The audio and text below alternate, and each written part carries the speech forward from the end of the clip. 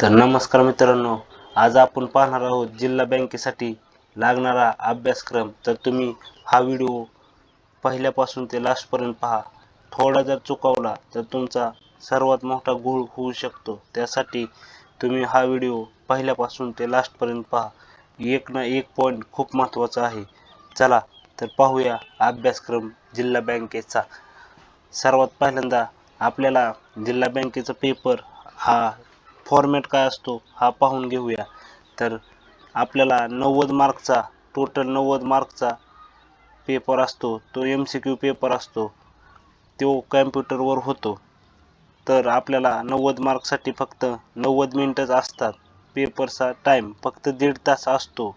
1.5 तासात आपल्याला 90 मार्कचा पेपर सोडवायचा आहे आणि त्यासाठी एवढा अभ्यासक्रम असतो. चला तर पाहूया अभ्यासक्रम. तुम्हाला GKचे प्रश्न हे 25 विचारले जातात. नंतर मराठीचे 15 प्रश्न विचारले जातात. इंग्लिशचे 15 प्रश्न विचारले जातात. गणितचे 15 प्रश्न विचारले जातात. बुद्धिमत्ताचे 10, संगणक व माहिती तंत्रज्ञान त्याचे 10 विचारले जातात. तर हा अभ्यासक्रम म्हणजे नाही का आपला पेपर हा दोन लँग्वेजमध्ये होतो.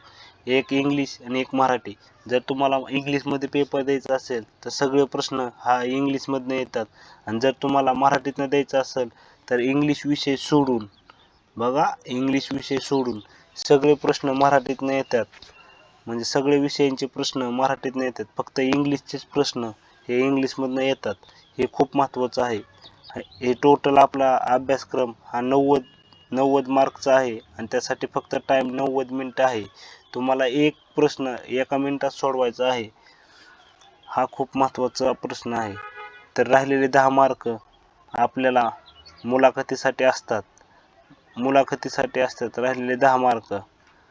तर मुलाखत ही 10 मार्कची असते.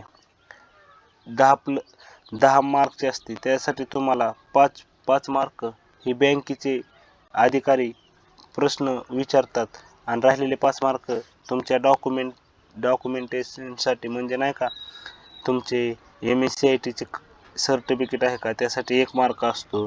तुमच्या डिग्रीच्या सर्टिफिकेटसाठी 1 मार्क म्हणजे ग्रॅज्युएशनसाठी एखादा मार्क असतो.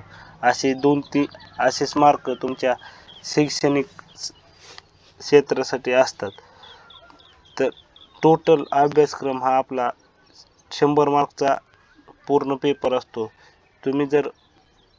तुम्ही आपला हा 90 मार्कचा पेपर पास होऊन मुलाखतीस पास झाला तर तुम्हाला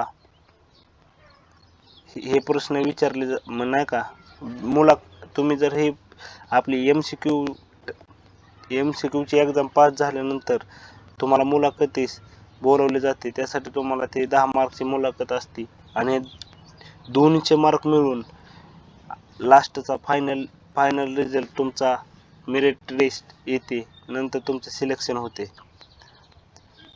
चला तर असू द्या. जर तुम्हाला काही अडचण असेल तर मला कमेंटमध्ये नक्की सांगा आणि आपल्या व्हिडिओला लाईक, सबस्क्राईब नक्की करा. धन्यवाद.